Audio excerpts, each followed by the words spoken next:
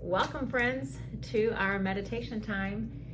It is an honor to be with you tonight, just to spend a few minutes together, just finding the power of this present moment, and also really just affirming our commitment to showing up for ourselves and embracing the power of that present moment as we find it.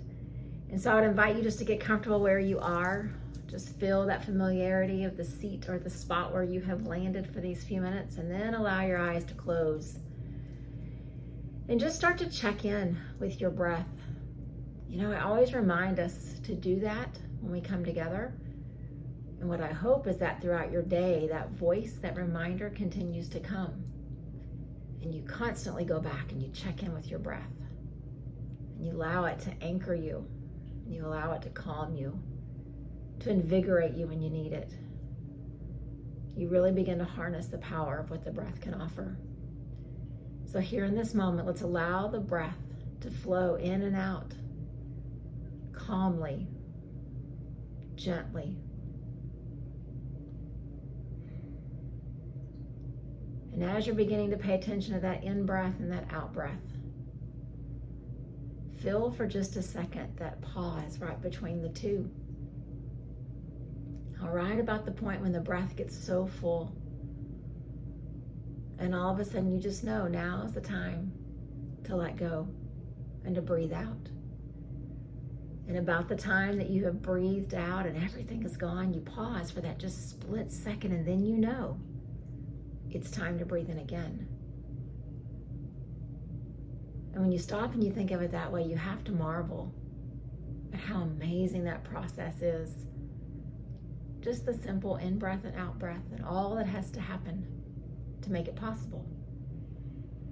So as we've settled in and we've connected to our breath, I want to take us through this energy center that we started our work with just the other day, and we're going to continue. And so just as a reminder, we're kind of going through all these different energy spots in our body and realizing we are not just physical beings. We're not just made up of skin and flesh and bones and organs. We're also not just mental beings. We're made up of thoughts and ideas. We truly are energetic beings. And I love to equate the sensation you get when you are in the presence of someone whose energy just fills you up. That's when you know we are not just muscles and bones and skin. We are energetic beings. And so today our focus is going to go right to heart center. So just bring your mind's eye and just let it settle, almost like you're peering down and you're just gazing right there, the center of your chest. Anahata, the heart energy center. And I want to share with you just some of the reminders of what makes it its own unique form of energy. Each time we've done this with a different center, it's been about the color and the sound and the words. And so I want to give that to you again, so that no matter how you learn or how you store information, hopefully one of these will have meaning for you. So as your mind's eye turns and pays attention to the heart center, I would invite you to see the color green. Green, the color of growth, the color of newness, of possibility, of life. See the color green.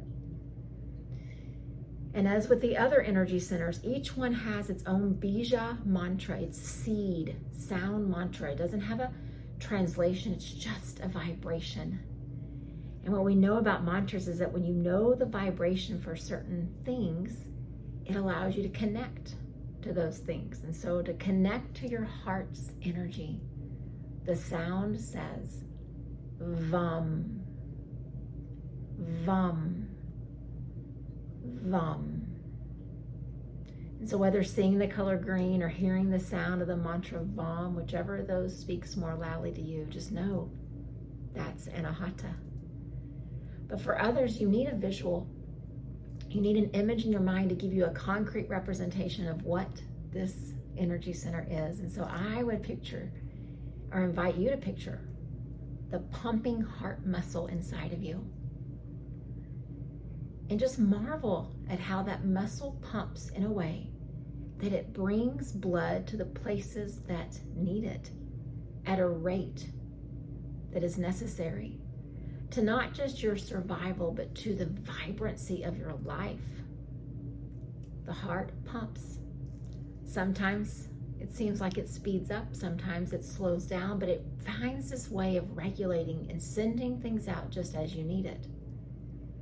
And so as you picture that heart muscle just pumping, blood flowing, bringing life, I would invite you to see your energy center of your heart the same way.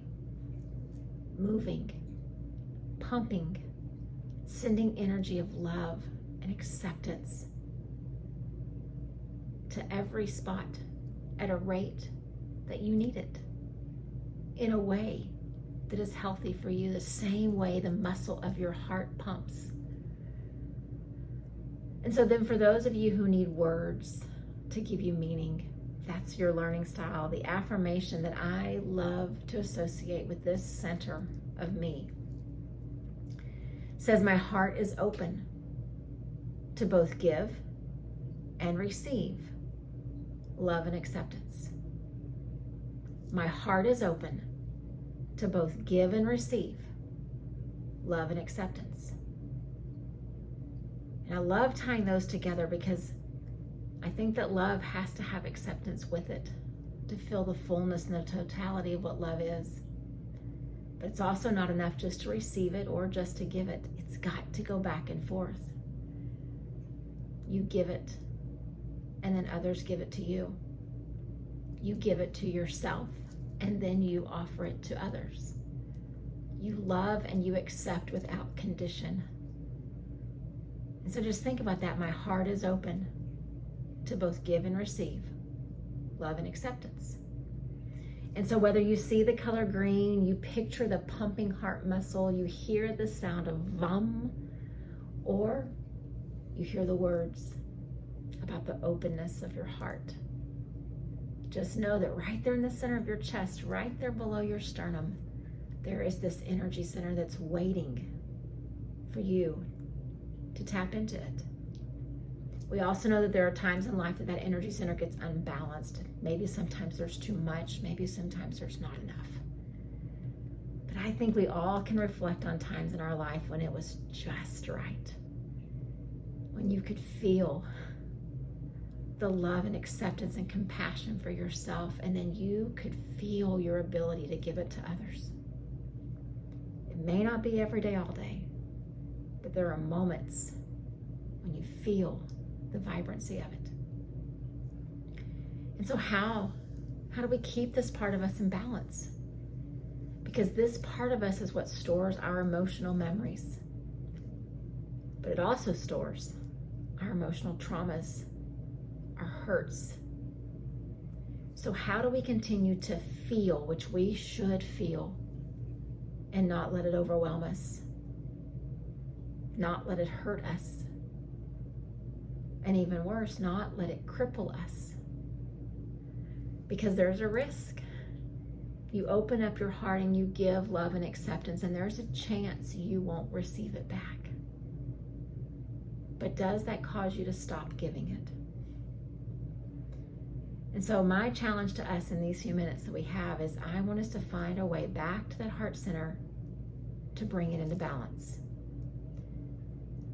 To allow those emotional memories and even the emotional traumas to be stored in this place within us, and then to feel just like we did a second ago with our breath, when it's time to hang on and when it's time to let go.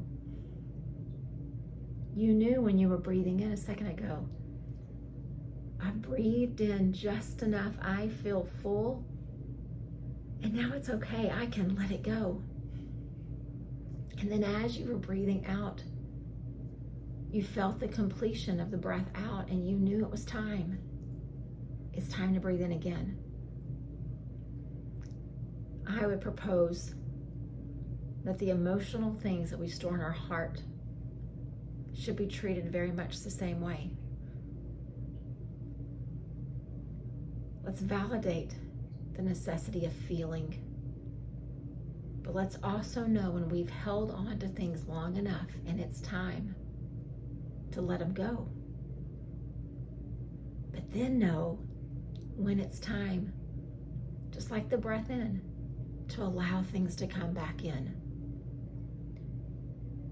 Because it's really easy to hold on to things, to block ourselves off, not allow ourselves to love, because at the end of the day, sometimes it just hurts. Or we love and then we lose. And we wonder if the risk is worth loving again. Or we love and it's not reciprocated. Or it comes with conditions and strings. But I would propose, just like with the breath, you'll know. You will know when it is time to release and let the emotional trauma go. And you'll know when it's time to breathe in again and to allow yourself to open back up. And when you can find that beautiful symbiotic relationship between the two sides, that is when you find balance. I've had times in my life where my heart has been far too active, to the detriment of myself and probably even to others. And then instead of bringing myself back into balance, I go so far the other direction that I just close everything off. Neither is the healthy choice. I've got to learn to live in the middle, in between the in-breath and the out-breath, in between the loving and the giving, the letting go, and opening myself up to receive again. And so I would invite us all just to pause for just a second. And first, let's examine what's in your heart center. Not the muscle, but what's been stored there in that energy center of your heart. What emotional memories do you have that are sweet and affirming and nurturing? But also, what emotional trauma is there that you haven't quite reconciled yet, your ability to let it go? There's not a magical timeline. There's not a recipe as to how long you hold on. But I would encourage you that when it begins to hold you back or to cripple you, it's time to consider letting it go. The same way that if you held your breath in for too long, something that was good would end up hurting you and becoming toxic, and you know you got to let it go. So let's just each sit for just this next little bit, first examining what's there. Almost like you're trying to shine a little light right in the center of your heart. Just see what's there. And then we're going to practice a little pranayama, a little breath work to work toward the balance within this energy center inside of us. But first, just examine. See what's there.